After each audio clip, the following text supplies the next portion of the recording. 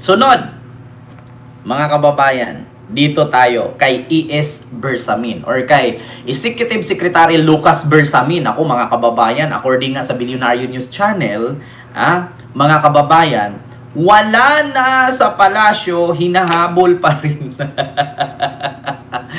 Ay, nako, mga kababayan, wala na sa palasyo, hinahabol pa rin. Ano nga ba itong issue na naman ni Lucas Bersamin, mga kababayan? Ito po. Diyos mio, Marimar. Lucas Bersamin. Ito po ang issue ni Lucas Bersamin, mga kababayan. Ayan. Galit na galit! Mariing pinabulaanan ni dating Executive Secretary Lucas Bersamin na sangkot siya sa anumang budget allocation sa Department of Public Works and Highways o DPWH sa ilalim ng General Appropriations Act o GAA 2025. Si Amy pa Ayon to, sa dating kalihim, nagulat at nagalit siya sa paratang na ang tatak na ES na natagpuan sa tinaguriang Cabral Files ay tumutukoy sa kanya bilang nooy Executive Secretary na umunoy pinaglaanan ng 8.3 billion pesos na halaga ng mga proyekto ng DPWH. Diba? Hindi anya siya kailanman humiling, nag-endorso, nag-aproba o nagbigay ng pahintulot sa anumang proyekto ng DPWH o alokasyon ng budget sa alinman yugto ng proseso ng pagbabalangkas ng budget.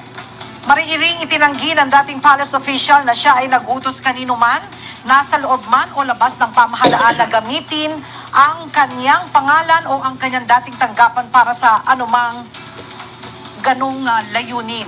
Dagdag pa ni dating ES, ang insidenteng ito ay lalo lamang anya na nagbubukas ng mas maraming katanungan hinggil sa lubhang depektibong proseso ng budget na sinunod sa DPWH. Giit pa niya, dapat suriing mabuti ang tinaguriang Cabral Files. Binigyan din ni Bersamin na handa at bukas siya na makipagtulungan sa anumang investigasyon kaugnay ng usaping ito. Naku, mga kababayan, nasangkot na nga sa 100 billion insertion. Sangkot pa dito sa ilang bilyong Naku po, mga kababayan. Narinig nyo po ba ako, mga kababayan? Narinig nyo po ba ako? May sound ba? Naku po, mga kababayan. Ayan. So, yun po yun mga kababayan. Kent.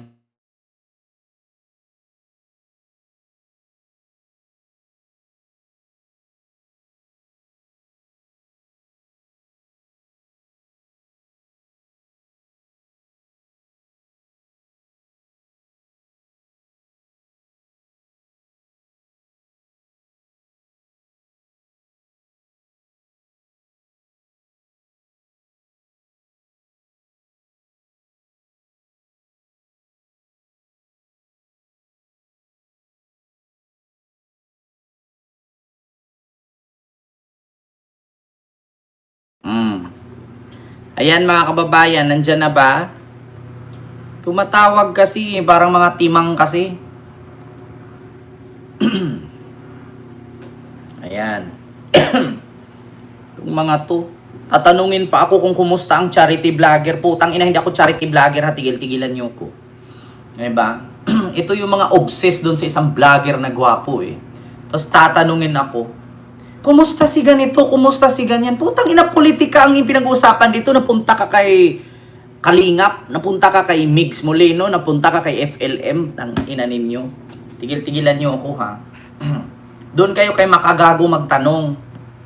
'Di ba?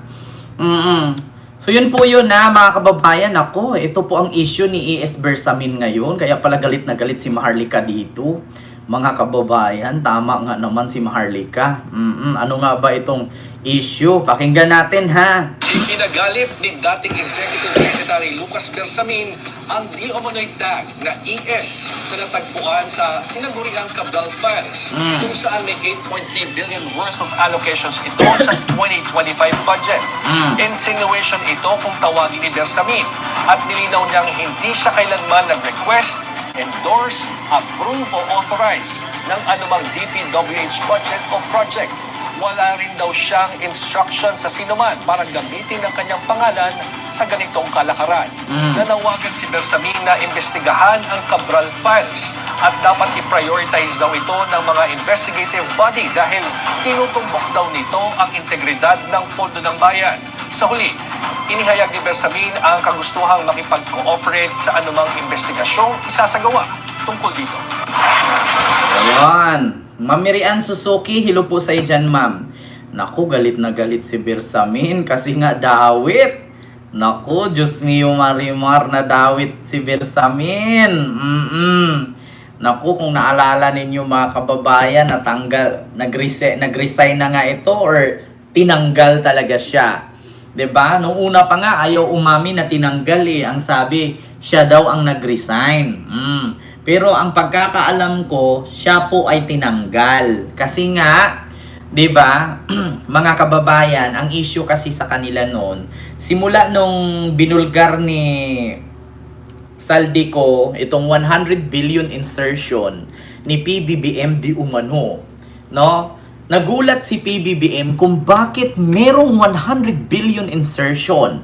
At ipinaliwanag nga yan ni Senator Ping Lacson na meron daw talagang 100 billion insertion pero hindi alam ni Pangulong Bongbong Marcos. Bakit may ganun? So ngayon, syempre itong si Saldico gustong kumita, gustong kumupit, inaprubahan. Kaya ngayon mga kababayan, at inamin din ito ni Yusek Bernardo na kung saan wala kay BBM ang 100 billion kung di siya ang may hawak. Na which is 80 billion ay nasa kanya at ang 20 billion ay napunta sa iba't ibang ahensya. So sino ka po ba ang nag-utos noon na maglabas sa insertion ng 100 billion?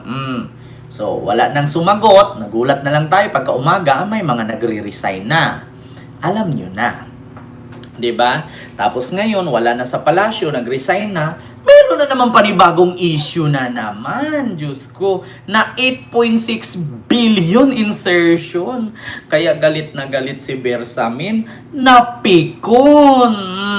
Hindi daw ito totoo. Wala daw katotohanan. Nako po, mga kababayan. 'Di ba? Bernardo pa naghatid ng scam. Ayan, ngayon sa Diamond Hotel. 'Di ba? Mama Jorda, hello po. Hello Kent watching seriously from Tokyo. Shout out. Hello po Sir Rinaldo Hadok. Ayan, may glove shout out po. No? So, naku mga kababayan, Diyos ko. Alam nyo, sa totoo lang mga kababayan, isa lang talaga ang masasabi ko. Uulitin ko sa inyo.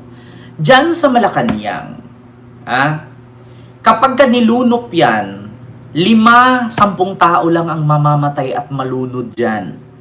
And the rest, lahat po sila'y maliligtas. No?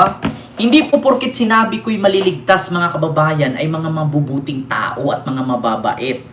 Ang sinabi ko pong lahat sila'y maliligtas kasi sila po'y plastic. Yeah? Lulutang po sila, mga kababayan. Kapag nagbaha, kapag nagkaroon ng dilubyo ang palasyo, marami pong lulutang. Kasi kadalasan po sa mga nandiyan, mga plastic. Naku, alam nyo na. Kaya nga mga kababayan, si PBBM mahirap gumalaw. Yeah? Mahirap gumalaw si PBBM ngayon. Alam niyo kung bakit mga kababayan?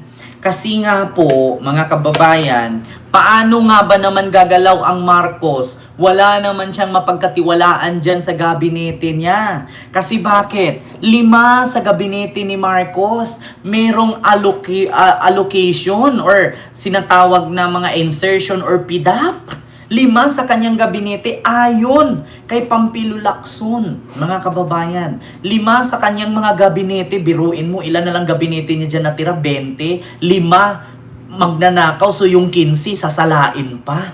Diba? Nakapaligid kay PBBM, puro linta. Tama, Sir Kenry.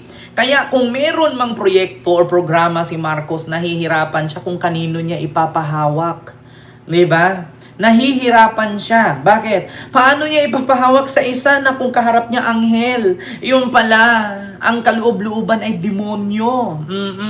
Biruin mo, dinala sa tangos at sa gwapong hitsura, yung pala, bilyon-bilyon ang insertion, ginawa pang DepEd Secretary, Nako.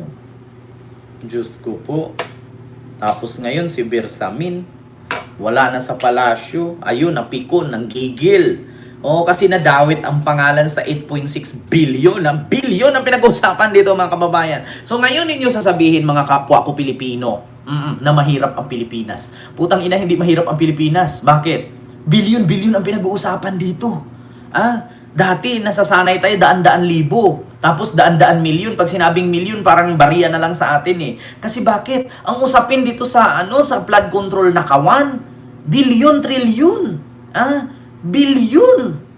1,000,000, 1,000,000. Kaya 1 billion. 'Di ba? 1,000, 1,000, 1 million. 1,000, 1,000,000, yan po ay 1 billion. Biruin mo yung 1 million, 1,000 piraso. Mauubos mo ba yun? Yung 1,000, 1,000,000? Equivalent of 1 billion. Kahit nga matutulog ka na dyan, hindi ka na mauubusan ng pera eh. Kung nag-edad ka ngayon ng 40 anyos, may 1 billion ka, kahit hindi ka na magtatrabaho, buhay ka. Yan ang katotohanan, mga kababayan. Kung nag-edad ka ng 40 anyos ngayon, tapos may 1 billion ka, kahit mag-travel around the world ka na, ubusin mo yung buong isang taon ng mag-ikot ka buong mundo, hindi pa mauubos yung 1 billion mo. Magkano lang naman ang pamasahe mo? Hindi ka naman uubos ng 50,000, 5 days ka na yan, bawat country. Diba? Sa pamasahe ka lang sa mga visa country, medyo mahal-mahal. Pero, naku, sabi ko sa inyo mga kababayan, billion ang pinag-uusapan ngayon. Kaya si Lucas Bersamin, ayun, gigil na gigil. Ayun, galit na galit. Pikon na pikon. Tapos sinakyan pa itong Cabral file. Handa daw siya makipagtulungan. Handa ka pala makipagtulungan, bakit ka nag-resign? 'Di ba?